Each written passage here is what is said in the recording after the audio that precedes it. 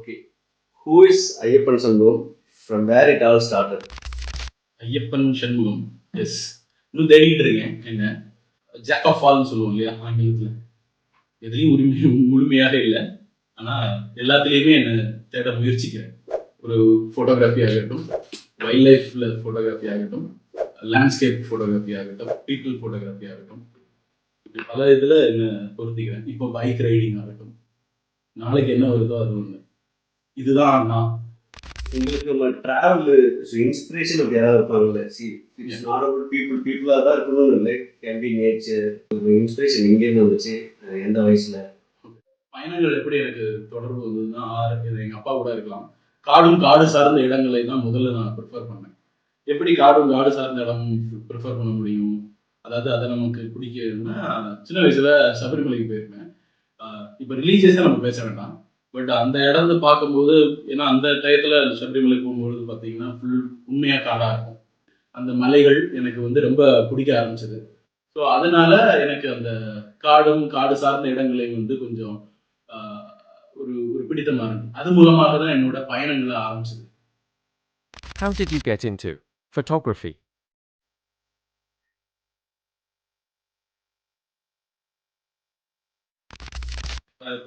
காடு சார்ந்த இடம் எனக்கு பிடிக்க ஆரம்பிச்சது. அதுக்கப்புறம் என்ன ஆச்சு, என்னோட அதுல ஒரு கேமரா இருந்தா எப்படி இருக்கும், அதாவது புகைப்பட கருவி இருந்துன்னா எப்படி இருக்கும்ங்கிற யோசிக்க ஆரம்பிச்சேன். இந்த இந்த கேமராங்கிறது வந்து எனக்கு எப்படி வந்திருக்கும்னு நினைக்கிறோம். எங்க மாமா வந்து ஒரு பெரிய ஒரு கேமராமேன். ஸோ அவரு வந்து இந்த வீடியோ கேம்ஸ் ரிலேட்டட் தான், சினிமாட்டோகிராஃபி ரிலேட்டட்ல இருக்கிறாரு. ஸோ அப்போ அவரை பார்க்கும்போது நமக்கு ஒரு கேமரா ஒரு ஈர்ப்பு வரும் இல்லையா.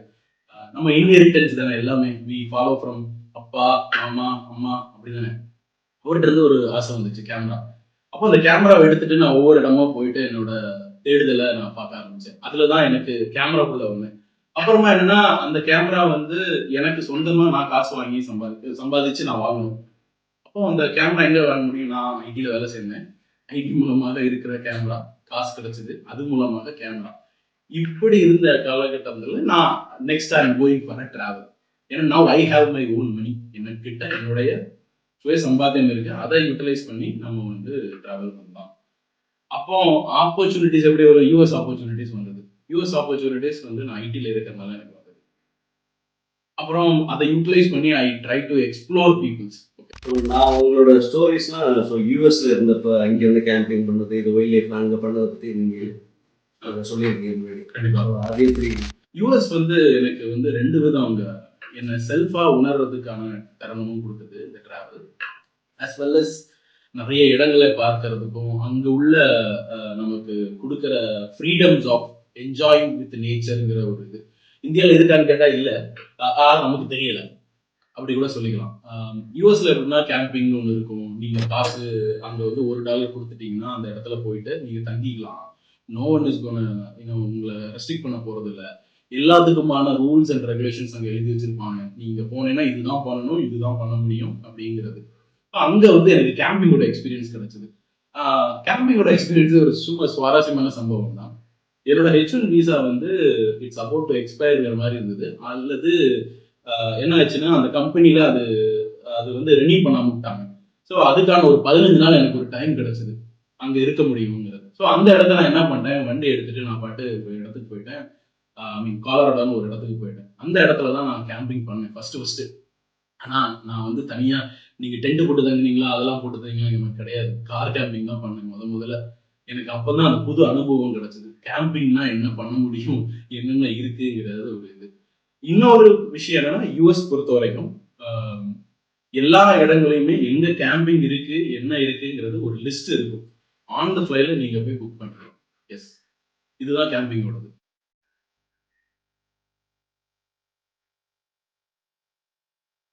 How did you get into stargazing? Camping மட்டும் இல்லாம நான் போட்டோகிராஃபிலும் உள்ள போயிருந்தேன். அப்போ முதல்ல வந்து ஸ்டார் கேசிங்னு ஒன்று சொன்னாங்க கான்செப்ட். எனக்கு அப்போ என்னன்னே தெரியாது.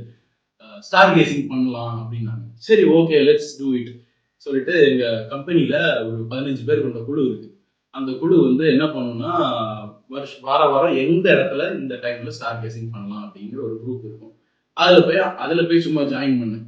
ஜாயின் பண்ணதுக்கு அப்புறம் பார்த்தோன்னா என்னை கூப்பிட்டு போய் ஒரு இடத்துக்கு விட்டாங்க. அங்கே வந்து டார்க்கஸ்ட் பிளேஸாக இருக்கிற நியூ மெக்சிகோன்னு ஒரு ஸ்டேட் இருக்கு. அந்த ஸ்டேட்ல வந்து நான் போய் பார்க்க ஆரம்பிக்கும் போது தான் தெரியுது, என்னால நேக்கட் ஐன்னு சொல்ற விட உன்னோட கண்ணு மூலமாக இந்த கேலக்சியை பார்க்க முடியுது. அப்போதான் எனக்கு தோணுச்சு, okay we are not alone in this universe, somebody is there for us அப்படிங்கிற ஒரு கோட்டுக்குள்ள நான் ஃபிட் பண்ணேன். என்ன இது வந்து ஃபோட்டோகிராஃபி ரிலேட்டடுக்கான என்னோட இந்த யூஎஸ் பயணங்கள். அதாவது நானா எழுதின ஒரு கோட் மாதிரி வச்சிருக்கேன். வாலிக்கும் இயற்கைக்கும் ஒரு சம்பந்தம் இருக்கு. வாலிங்கிறது யாரு? ராமாயணத்துல வர ஒரு கேரக்டர். என்ன கேரக்டர் அவரு? அவர்கிட்ட எதிர்த்து நின்னோம்னா பாதி சக்தி எடுத்துருவாருன்னு. அப்போ நான் வந்து இயற்கையிட போகும்பொழுது என்னோட பாதி துன்பங்களோ இதுவெல்லாம் எடுக்க முடியுது. அப்போ இயற்கைகிட்ட என்னால சரியா பேச முடியுது, மனிதர்கள்ட்ட என்னால சரியா பேச முடிய மாட்டேங்குது. ஸோ அப்போ இயற்கை மூலமாக நான் என்ன வந்து புதுப்பிச்சுக்க முடியுது. அதனால அந்த ஒரு டிராவல் பண்ண ஆரம்பிச்சேன். அப்போ வந்து இந்த இயற்கையை நோக்கிக்கான பயணங்கள் மட்டும்தான் என்னோட இதுவா இருக்கு. அப்போ இயற்கை போகும்பொழுது என்னது, இயற்கை கூட மோர் அட்டாச் டு நேச்சரோட இருக்கும் பொழுது மோர் அண்டர்ஸ்டாண்ட் ஆகுது. என்னோடது நான் நானே அறிஞ்சிக்க முடியுது. இதுதான் நான் டிராவல் பண்ண காரணம். What do you prefer, forest camping or countryside? Okay, இது ஒரு நல்ல கேள்வி. நம்ம ஃபாரஸ்டா இல்லைன்னா கண்ட்ரி சைடா, இது ஒவ்வொரு மனிதனும் எப்படி யோசிப்பேன்னா, நான் ஒவ்வொரு மனநிலையில யோசிப்பேன். இன்னைக்கு எனக்கு காட்டுக்கு போனாதான் நல்லா இருக்கும்னு தோணும். ஏன்னா அந்த காடு வந்து அமைதியா இருக்கும். இன்னொன்னு மனித நடமாட்டம் அதிகமா இல்லாம. நான் மனித நடமாட்டம்ங்கிறது சொல்றது என்னன்னா, இன்னும் இயற்கையோட இருக்கிறது அனிமல்ஸ் மட்டும்தான், அந்த காடு மட்டும்தான். மற்ற எல்லாருமே நம்ம இயற்கையை மீறி விதிகளை நம்ம பண்ணிக்கிட்டு இருக்கோம் இல்லையா? ஸோ அப்போ எனக்கு அந்த காட்டுக்கு போகணும்னு தோன்றப்போ காட்டுக்கு போகும். அதாவது மைண்ட் வில், உனக்கு எங்க போகணும்னு தோணுதோ அந்த மைண்ட் நம்ம அங்க கூட்டிட்டு போகும். அது தப்பா இருந்தாலும் சரியா இருந்தாலும் மைண்டு தான் நம்மளை டைரக்ட் பண்ணி விடுது. ஸோ காட்டுக்கு போகணும்னு தோன்ற அன்னைக்கு காட்டுக்கு, கண்ட்ரி சைடு. ஓகே, இப்போ கண்ட்ரி சைடு எனக்கு எப்போ போக பிடிக்கும்? when I don't have an options to go to forest.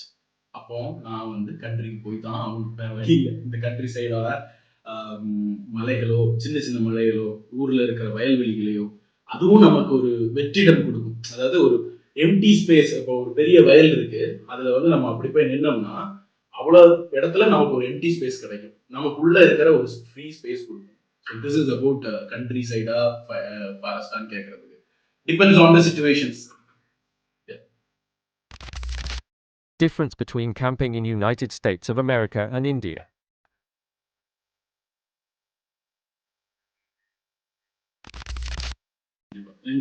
இது உண்மைக்கும் இது வந்து இந்தியா மாதிரி இருக்கிற ஒரு கண்ட்ரிகள்ல இது ரொம்ப முக்கியமான கேள்வி. அதாவது கேள்வி என்ன, டிஃபரன்சஸ் பிட்வீன் அமெரிக்கா அண்ட் இந்தியான்னு வச்சிருக்கோம் ரிகார்டிங் கேம்பிங்.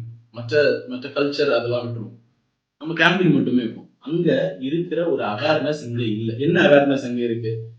அதாவது நீங்க இங்க கேம்ப் பண்ணிக்கலாம்னு சொல்றாங்கல்ல, இங்கேயும் பண்ணிக்கலாம்னு சொல்லலாம். பட் அங்க அதாவது பொறுப்புணர்ச்சியோட இருக்கு. மக்கள் வந்து ஒரு விதமான ரெஸ்பான்சிபிலிட்டி, இந்த பொறுப்புங்கிறது சொல்றது ரெஸ்பான்சிபிலிட்டி என்னது, நான் காட்டுக்கு போகும் பொழுதோ இல்ல கேம்பிங் அதாவது காட்டுக்கோ இல்லைன்னா கேம்ப் ஏரியாங்கிற சொல்லப்படுற இடங்களுக்கோ போகும் பொழுது you are more attached to the nature. ஒன்று, அப்புறம் நேச்சரையும் நீ ரெஸ்பான்சிபிலிட்டி எடுத்து அதை பாதுகாத்துக்கணும்னு சொல்றதுக்காக பண்ணப்பட்ட விஷயங்கள். பட் இங்க நமக்கு கேம்பிங் எங்க இருக்குன்னே தெரியாது, எங்க பண்ண முடியும்னே தெரியல. என்னால இன்னைக்கு வரைக்கும் 2-3 வருஷமா கேள்விகள், இன்னும் அந்த கேள்விகளோட நான் இன்னும் ஊரை சுத்திட்டு இருக்கேன். ஆனா இன்னொரு விஷயம் என்னன்னா, கேம்பிங் இங்க போனேன்னா அது யாரோட ப்ராப்பர்ட்டியா இருக்கு, அந்த ப்ராப்பர்ட்டில நான் ஒரு 2000 ரூபாய் 3000 ரூபாய் கொடுத்து தங்குற மாதிரி இருக்கு. இது கேம்பிங்ல பொருந்துமான்னு கேட்டா சத்தியமா கிடையாது. It is again just a tourist operating area. It is not camping. Camping is what you have to do all your duties. நீயாவே பண்ணிக்கணும். ஆனா இதுல ஒரு பியூட்டி என்னன்னா, நார்த் இந்தியால அது இருக்குன்னு எனக்கு தோணுது. ஆனா இங்க இல்ல, சவுத்துல சத்தியமா இல்லை. இந்த மாதிரி உங்களுக்கு இது அஃபெக்ட் ஆகுது, அந்த விஷயத்தை இன்னும் மிஸ் பண்றீங்க ஹைக்கிங் போகிறது, கேம்பிங் போகிறது? கண்டிப்பா 2 விதத்துல மிஸ் பண்றேன். ஹைக்கிங் அண்ட் கேம்பிங்கை கண்டிப்பா மிஸ் பண்றேன். ஒன்னு family, as well as I have to spend more time with the families. அப்போ வந்து அந்த ஃபேமிலியோட டைம் ஸ்பெண்ட் பண்றதுனால நம்ம வந்து இன்னும் நம்மளோட கிடைக்கிற டைம் கம்மியா இருக்குது. அதாவது கேம்பிங் போறதுக்கோ இல்லைன்னா ஹைக்கிங் போறதுக்கான டைம் கம்மியா இருக்கு. அந்த டைம் கம்மியா இருக்கிற இடத்துல எங்க போலாங்கிறது கேட்டா அந்த இன்ஃபர்மேஷனும் இங்க இல்லை. ஸோ ரெண்டுமே நம்மளை பாதிப்பு இருக்குது. ஏதாவது ஒரு கேம்பிங் சைட்டுங்கிறது போனோம்னா அகெயின் பழைய கொஸ்டினுக்கான ஆன்சர் தான் நமக்கு வருது. நம்ம வந்து we have to rely on somebody's property to stay. அது வந்து ஒத்து வராது அப்படிங்கிறது. இன்னைக்கு லைஃப்ல வந்து சோ கால்டு பீப்புள் இதை ட்ராவல் பண்றவங்க எல்லாருமே வந்து நான் ட்ராவல் பண்ற விஷயங்களை வந்து கேப்சர் பண்றதுக்கு என்கிட்ட கேமரா தான் நல்லா இருக்கும், Yeah. ஸோ கேஸ் நல்லா எல்லாமே பண்றாங்க. அப்படின்னா அதை எடுத்து வந்து they will be sharing on social media. Correct. நீங்க எல்லாமே இருக்கு உங்கள்கிட்ட, எல்லாமே பண்றீங்க, but you always make sure நான் வந்து இதை ஷேர் பண்றதால இது அதர் பீப்புளுக்கு இது நேச்சருக்கு இது அஃபெக்ட் ஆகக்கூடாது அப்படிலாம் என்கிட்ட சொல்லி. நல்ல கேள்வி. ஃபார் எக்ஸாம்பிளுக்கு வந்து சூப்பர் நீங்கள் என்கிட்டே சொல்லியிருக்கீங்க இப்படி இந்த இடத்துக்கு நீ இது பண்ண ட்ராவல் பண்ணால் அதை வந்து ஷேர் பண்ணும்போது மேக் ஷுவர் இது போயிட்டு வந்து அஃபெக்ட் பண்ணுமா பண்ணாதா அப்படின்னு. ஸோ இந்த கான்சியஸ் எங்கேருந்து ஆரம்பிச்சது உங்களுக்கு, எப்படி வந்தது? இது உண்மைக்கு சொல்ல போனா இது ஒரு நல்ல கேள்வி.